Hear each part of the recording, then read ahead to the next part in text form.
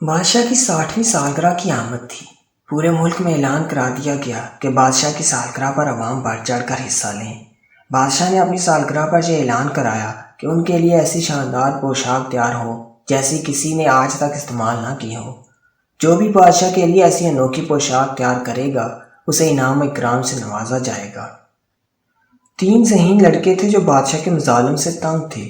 یہ تینوں بادشاہ کے دربار میں حاضر ہوئے اور بادشاہ سے کہنے لگے، ہم آپ کے لیے ایسا لباس تیار کریں گے جو آج تک بڑے بڑے بادشاہوں کو نصیب نہ ہوا ہوگا، لیکن ہماری ایک عرض سن لیں۔ یہ انوکھا لباس دیکھ کر ہر کوئی اش کر اٹھے گا، لیکن جھوٹے، بے ایمان اور فریبی شخص کو یہ لباس نظر نہیں آئے گا۔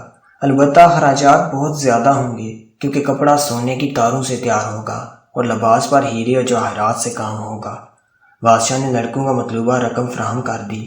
10-15 دن کے بعد بادشاہ نے اپنے سپہ سالار سے کہا وہ جا کر دیکھے کہ ان لڑکوں کا کام کہاں تک پہنچا ہے۔ سپہ سالار نے دیکھا کہ لڑکے کپڑے بننے کے انداز میں خالی ہاتھ ہلا رہے ہیں۔ سپہ سالار چونکہ ایک فریبی اور بے ایمان شخص تھا، اس لیے اس نے اپنا بھرم رکھنے کے لیے بادشاہ کو اطلاع دی کہ حضور، لڑکوں نے آپ کے لیے لاجواب پوشاک تیار کی ہے۔ 3-4 دن بعد جھوٹے اور بے ایمان وزیر نے بھی بادشاہ کو یہی رپورٹ دی۔ بادشاہ بہت خوش تھا کہ کل شام جب وہ پوشاک پہن کر درباریوں کے ساتھ گشت کرے گا تو لوگ اسے مبارکباد دیں گے۔